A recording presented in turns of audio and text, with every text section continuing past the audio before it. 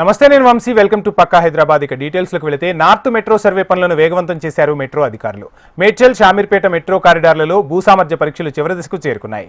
3 నెలల్లో డిపిఆర్లు సిద్ధం చేసేందుకు అధికారులతో సమన్వయం చేసుకుంటూ ముందుకు సాగుతున్నారు.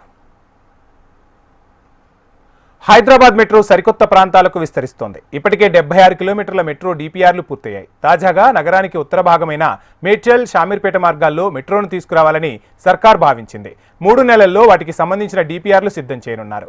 జేబీఎస్ నుండి మేడ్చల్ 24 కిలోమీటర్లు, జేబీఎస్ నుండి షామీర్పేట మధ్య 21 కిలోమీటర్ల మెట్రో కారిడార్లకు డిపిఆర్ల తయారీ కోసం అవసరమైన వివిధ రకాల సర్వే పనులు జోరుగా సాగుతున్నాయని Hyderabad metro limited MD NVS Reddy తెలిపారు.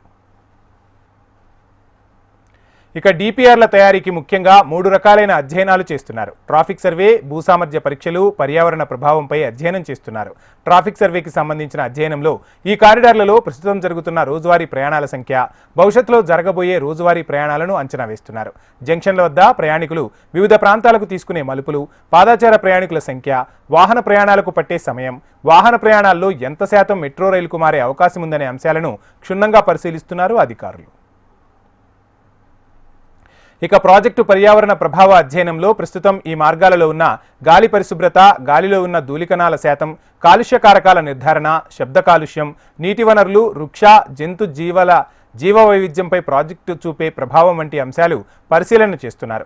ఇక భూసామర్థ్య పరీక్షల్లో ఈ మార్గాలలో ఉండే వివిధ రకాల మట్టి, రాతి పొరల నమూనాలు, వివిధ నిర్మాణాలకు కావలసిన భూసామర్థ్య పరీక్షలు, భూగర్భంలో నిక్షిప్తమైన నీటి లెవెల్స్ అంచనా వేస్తున్నారు. భూకంపాలు ఏర్పడే అవకాశాలు, ఇటువంటి విషయాలను కూడా క్షుణ్ణంగా అధ్యయనం చేసి మెట్రో స్తంభాలు, స్టేషన్లు, ఇతర నిర్మాణాలను ఎంత బలంగా డిజైన్ చేయాలో నిర్ణయం చేయనున్నారు. సామాన్యంగా ప్రతి 1/2 కిలోమీటర్కు ఒక బోర్హోల్ చొప్పున భూసామర్థ్య పరీక్షల నమూనాలు తీసుకుంటారు.